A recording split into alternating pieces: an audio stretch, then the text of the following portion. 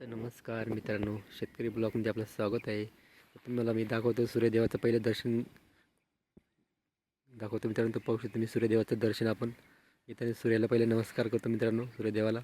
कारण की सकाळची सुरुवात आपल्या देवापासून सुरुवात होते.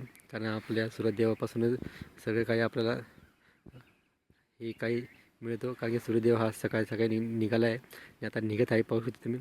आता सकाळचे जवळजवळ 7:45 वाजले मित्रांनो. त्या आभाळ असल्यामुळे तर आज आभाळातून तो कसं निघत आहे ते आपल्याला सकाळी पाहायला मिळत आहे मित्रांनो, तुम्ही पाहू शकता. तर आपण सकाळी 7 वाजता लाईट असल्यामुळे आपण शेताला पाणी भरायसाठी आले. पाहू शकतो मी, आपली मोटर तिकडं चालू आहे मित्रांनो. आपली मोटर चालू पाहू शकतो मी. इकडे डोंगर आहे, मग डोंगरच्या कडेला काळातून एकदम भारी दिसत आहे आपल्याला. हे सूर्यदेव निघत आहे मित्रांनो, पाहू शकतो तुम्ही. थोडं करून निघत आहे मित्रांनो. तर असं आपल्याला सकाळचं म्हणजे सकाळचं वातावरण भारी म्हटल्यावर लय भारी दिसतं आहे. आणि पूर्ण थंडगार वातावरण आहे मित्रांनो. आणि असं धुळकट वातावरण झालेलं आहे, म्हणजे अवकाळी पाऊस येण्याची दाट शक्यता आहे मित्रांनो. असं दिसत आहे पूर्णपणे, तुम्ही पाहू शकता.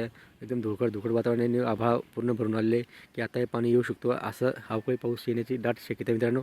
तर शेतकऱ्याचं त्याच्यासाठी खूपच गहू पिकं असेल किंवा कांदे असेल, भरपूर इतर पिकं असेल, त्याच्यावर रोगराई पसरू शकते याच्यामुळे, वातावरणामुळे. म्हणून आपल्याला शेतकऱ्याला खूप काळजी घ्यावी लागते प्रत्येक पिकामागे.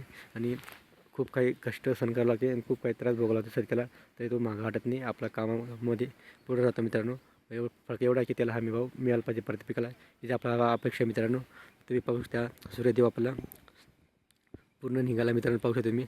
आता थोडं तापता म्हणजे पूर्ण तापतो तो, म्हणजे असं त्याचं जसं वेळ वाढत जातो तसं ते तापत जातो. म्हणजे तो आपल्याला त्याच्या सूर्यकिरण मिळतो आपल्याला, त्याच्यापासून आपल्याला खूप काही भेट मिळत असतं मित्रांनो.